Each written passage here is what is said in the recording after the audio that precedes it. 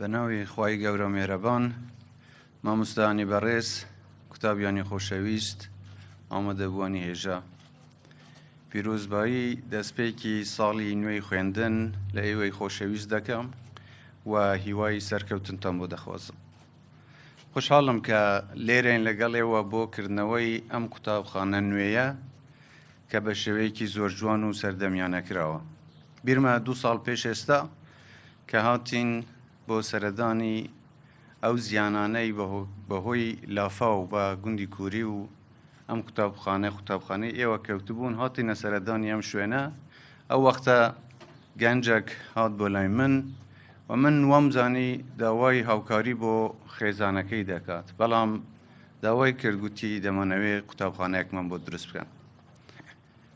ئێمە هەر لە وەختە داوامان کردووە ئەوەی بتوانین ئەو قوتابخانەیە دروست بکەین، داوامان لە کەرتی تایبەت کرد و بە سوپاسەوە ئەو وەختە کاک شێخ فاخر شێخ تەیب ئەم ئەرکەی گرتە ئەستۆ و داواکەی قبول کرد و ئەم قوتابخانەی دروست کرد. لێرەوە جێخۆیەتی من سوپاسی کاک شێخ فاخر و گروپەکانی قەیوام بکەم کە ئەمە چەندین قوتابخانەیە پێشکەشی قوتابیە خۆشەویستەکانی کوردستان دەکەن. زۆر زۆر سوپاس، هیوادارم نمونەتان زۆر بێت. بۆ ئێمە بۆ قوتابیە خۆشەویستەکان بۆ کوردستان پەروەردە و خوێندن سیمای داهاتووی وڵاتەکەمان پێشان دەدەن. بۆیە گرنگیەکی زۆر بە خوێندن و بە پەروەردەی نەوەی نوێ و بۆ داهاتووی کوردستانش دەدەین. لێرە دەبینین کە قوتابیە خۆشەویستەکان کە دێنە ئێرە نەک تەنیا فێری خوێندن دەبن، بەڵکو فێری پەروەردەش دەبن.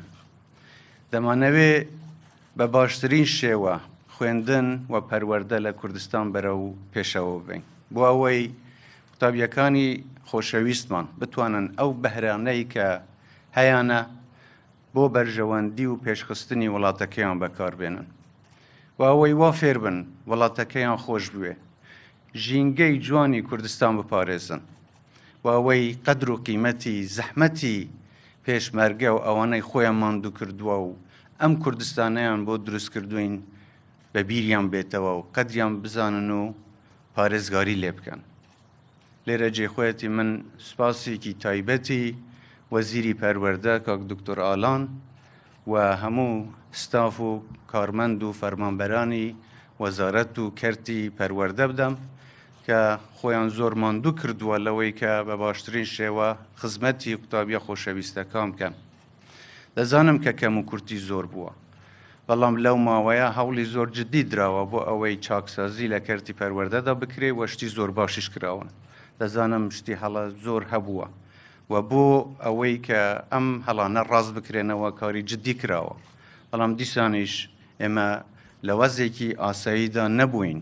زۆر کێشە و گرفت بۆ خەڵکی کوردستان دروست کراون، بەڵام زاڵ بووین بەسەر ئەو کێشە و گرفتانەدا و ئەو ماندووبوونی ئەم مامۆستایانەی کە بەردەوام بوون لە خزمەتکردن و وانەوتنەوە بە قوتابیان و بە کەرتی پەروەردە جێی شانازی و پێزانینی هەموو لایەکمانە.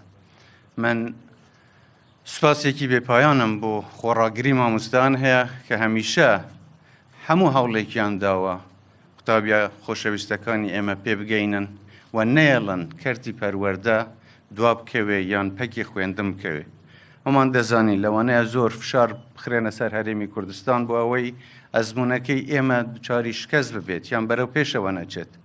یەکێک لە هۆکارەکانی بەرەو پێشچوونی وڵاتەکە ئەمەیە کە نەوەی داهاتووی ئێمە باشتر بێت، خوێندنی باشتر، پەروەردەی باشتر بتوانێت وڵاتێکی باشتر و خۆشترمان بۆ ئاوەدان بکە. بۆیە ناوێ بە هیچ شێوەیەک ئێمە بکەوینە ژێر فشاری هیچ لایەنێک کە خوا نەخواستە نەیەڵین کەرتی پەروەردە یان خوێندن بەردەوام بێت. من زۆر زۆر سوپاسیە و مامۆستا بەڕێزانە دەکەم کە دەزانم لە ڕووی مادیەوە مالیەوە چەند لەوانە تووشی گرفت بووبن، بەڵام ئەوەی ئێمە پێمان بکرێ لە حکوومەت یاریێم هەموو هەوڵێک دەدەین بۆ ئەوەی کە ئەم قەیرانە و ئەم وەزعە نالەبارەی کە ئێستا هەیە تێپەڕێت. بەتەماین سەردانی بەغدا بکەین بۆ ئەوەی بە شێوەیەکی ئاشتیانە هەوڵی چارەسەرکردنی کێشە و گرفتەکانمان بدەین. پشودرێژی ئێمە مانای لاوازی هەرێمی کوردستان نییە، بەڵکو خەمخۆری ئێمەیە بۆ ئەوەی نەیەڵین کێشە و گرفتەکان بە ئاقارێکی تردا ببرێن و دەمانەوێت بە شێوەیەکی ئاشتیانە کێشەکانمان چارەسەر بکەین و هەموو شایستەدارایەکانی خەڵکی کوردستان و مافە دەستوریەکانی خەڵکی کوردستان دەستەبەر بکەین. دەمانەوێت سەردانی لایەنە سیاسیەکان بکەین وای بزانین بۆچی وەڵامی چاکەی خەڵکی کوردستان بەو شێوە دەدرێتەوە. کاتێک کە خەڵکی کوردستان باوەشیان بۆ هەموو خەڵکی عێراق کردەوە، چاومان لەوەیە کە ئێستا هەموو خەڵکی عێراقیش بەرگری لە ماف و شایستەکانی خەڵکی کوردستان بکات. دەمانەوێت بزانین کە لەبەرچی ئەو سیاسەتی برسیکردنی هەرێمی کوردستان دەگرێتە بەر. ئێمە پێمان وایە سەرکەوتنی کوردستان سەرکەوتنی هەموو عێراقە، بژانەوەی ئابووری کوردستان بژانەوەی ئابووری هەمووی عێراقە. لێرەدا هەندێک کێشە و گرفت هەن.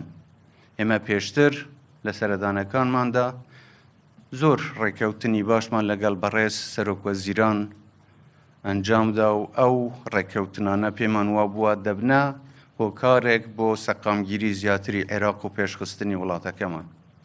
بەڵام بەداخەوە ڕێگریان لێکرا. نەیان هێشتا و ڕێکەوتنانەی ئێمە لەگەڵ سەرۆکوەزیران کەونەواری جێبەجێکردن. بەڵام ئێمە داکۆکی لەسەرەوە دەکەینەوە کە جارێکی تریش ڕێگەی چارەسەر بدۆزینەوە.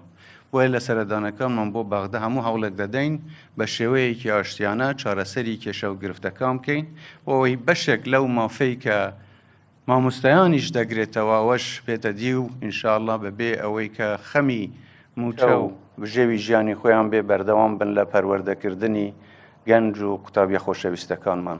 من جارێکی تر سوپاسی هەمووتان دەکەم و هیوادارم سەرکەوتوو بن، تەندروست بن، کوردستانیشمان هەر ئاوادان بێت. پیرۆزبایتان لێ دەکەم.